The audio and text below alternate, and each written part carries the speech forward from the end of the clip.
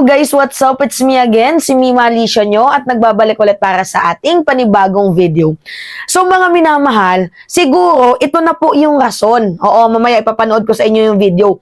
Ito na po yung reason kung bakit hindi talaga umattend sa National Bureau of Investigation itong si Sara Duterte at palusot niya lang yung schedule na dapat sana a-attend siya sa House of Representatives, kaya nga lang late na daw pong in-announce, kaya hindi daw po siya nakadalo doon sa National Bureau of Investigation. 'Di ba? Yan yung palusot ng ng kanyang abogado. Yan yung nila yung sinasabi nila na ay bakit kasi delay na nagsabi yung House of Representative na kakansilin yung hearing patungkol sa aking confidential and intelligence misuse funds. 'Di ba? Yun yung palusot nila. Pero ngayon mga minamahal, meron pong nilabas na balita.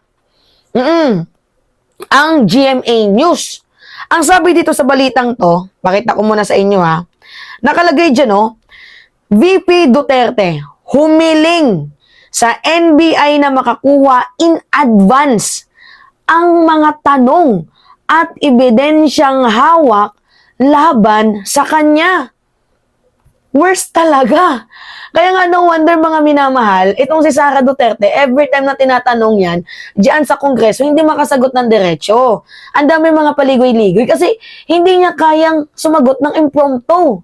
Hindi niya kayang sumagot ng, directly. Kailangan, meron pang advice ng kanyang mga advisor, 'di ba, ng kanyang USEC, ng kanyang ASEC, ng kanyang undersecretary. Kailangan pag-aralan niya muna bago siya dadalo sa isang pagpupulong kasi wala naman talaga siyang alam. Hindi niya alam kung ano yung kanyang isasagot. Tingnan niyo mga minamahal, nung dininig yung kanyang misuse, 'di ba? Misuse public confidential funds na ginamit eklabush. Tinanong lang siya doon ni Senator Risa Ontiveros, para saan yung isang kaibigan na libro at bakit nagkakahalaga ng 10 milyon. Tinanong lang siya ng ganun, simple lang yung tanong sa kanya. Ano yung sagot ni Sara Duterte? Di ba pabalabag? Inaway sa Senator Risa Ontiveros na, Mr. Chair, wala po akong respect dito kay Risa Ontiveros. Tapos bigla niya pang siningit na humingi sa akin yan ng tulong para manalo dito sa Davao pero hindi ko naman pinagbigyan. Di ba? Iba yung kanyang sagot sa napaka-basic na tanong. O ano yung nilalaman ng isang kaibigan? Bakit ikaw yung publisher? Bakit taong bayan yung gagastos ng ipinablish mong libro? Hindi lang yan yung unang strike niya. Yung kay Franz Castro din. 'Di ba? Saan mo dinala ang 125 million confidential funds? Tapos ang sagot ni Sara Duterte, bakit ba yung nagtatanong dito yung mga convicted child murderer eklabush?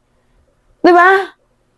So sa madaling sabi, hindi talaga nakakasagot ng maayos itong si Vice President Sara Duterte ng derechahan.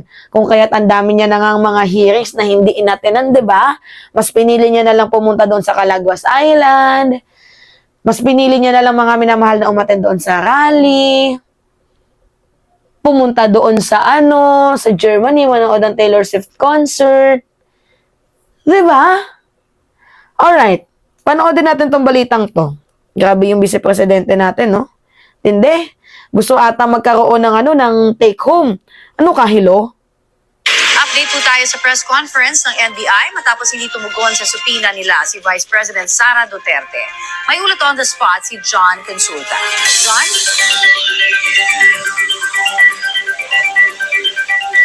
Connie, December 11 nga ang bagong itinakdang date ng National Bureau of Investigation para sa pagharap ni Vice President Sara Duterte dito sa kanilang tanggapan, kaugnay nga sa kanilang sinasagawang investigasyon. Ayon kay NBI Director Jimmy Santiago, nakapaloob sa sulat na binigay sa kanila ngayong araw ng legal counsel ni VP Sara na pirmado ng Vice Presidente ang hiling na ipareschedule ang kanyang pagharap sa NBI. Kabilang din, Connie, sa hiling ng Vice ang pagbibigay ng NBI sa kanya in advance ng mga tanong at mga hawak. Narinig nyo? Kabilang sa hiling nilang rescheduling, nandoon din po yung hiling ng Vice Presidente na ibigay yung advance na tanong at mga ebidensyang hawak ng NBI laban sa kanya. Ano ka? Hello? Ha? 'Di ba? Gusto mo mag-take home exam?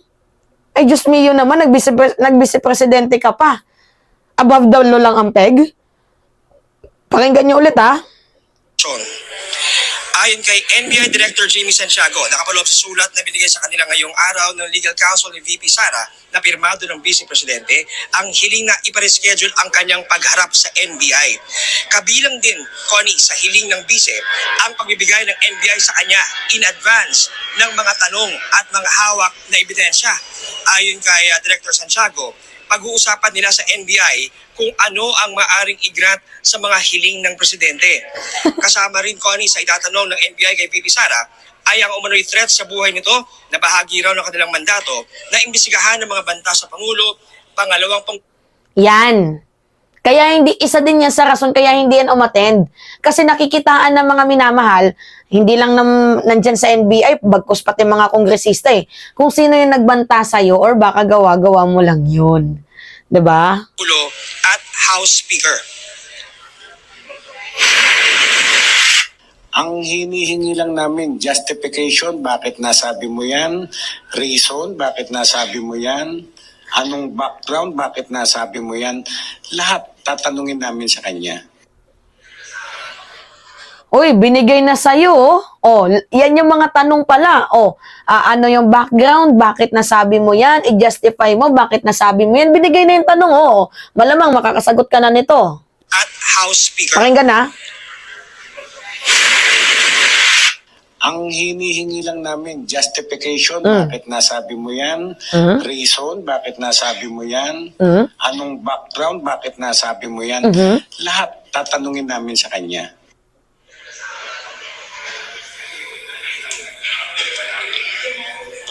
Kung di raw makakarating ako ni si VP Sara sa December 11 ay maaari na nilang isumite ang kanilang mga findings at mga ebidensya sa prosecutor's office. Ito'y maliban na nga lamang, Connie, kung mayroong valid reason si VP Sara kung hindi ito makakarating sa December Ang daming valid reason ni Sara Duterte. Diyos ko, hindi pa kayo nanibago. 11. So yan muna, latest muna rito sa NBI. Balik sa iyo, Connie. Maraming salamat, John Consulta. Feeling, no? Oh, see? Kaya hindi naka-attend kasi hindi alam yung mga hindi siya naka-attend kasi hindi niya kayang sagutin yung mga future na itatanong sa kanya. Puro request, pansinin nyo, puro demand, puro request. Itong si Vice President Sara Duterte, katulad ni Kibuloy, ang daming demand doon, di ba? Ang daming request, hindi rin nakakadalo. So, bakit nakadalo si Kibuloy? Nahuli. Nung nahuli lang, saka lang nakadalo. Diyos ko naman. Di ba? Kaloka. Daming request. Ano, gustong paghandaan yung mga sasabihin sa NBI? Okay, pumayag. O, siguro yun, yung i-justify niya, yung kung bakit niya nasabi yun, kung sino yung nag-chismis na sa kanya, 'di ba? Na siya daw ay tsutyugiin, siguro given na 'yon na itatanong. Pero baka mayroon pang mas may itatanong na malalim na baka hindi niya mapaghandaan na kanyang iniingatan so that kaya hindi nagsasalita hindi dumalo itong si Vice President Sara Duterte. 'Di ba? Demanding, no? Yan yung gusto niyang maging Vice Presidente, demanding. 'Di ba? Napaka unusual din nun na magre-request yung siya pa yung mataas. Siya pa yung batas, 'di ba? Nagkakaroon lang ako ng concern sa ating mga nagtatanong diyan. Okay lang sa inyo na itong si Sara Duterte ina-under lang kayo, 'di ba? Ina-under lang kayo ng ating Vice Presidente. Kakaiba rin, no? 'Di ba? Ngayon lang ako nakakita na demanding yung akusado. Napaka-demanding. Ano yan? Para magkaroon ng ng araw na ikaw ay maging ready. December 11 pa naman eh. Isipin mo yung mga possible question. Hindi yung ang dami mo pang dada, umattend ka na lang. Tapang-tapang mo magsalita ng ng threat sa ating presidente, pero na dinadaga ka naman kapag dumadalo kapag ikaw ay pinapatawag. Ngayon na ikaw ay dinadaan sa rule of law and due process, ang dami mong hanash, dami mong eklabush. Diba? Alright. So, yan po, mga minamahal. Anyway, it's me again, si Mima Alicia nyo, at nagbabalik ulit para sa ating panibagong video.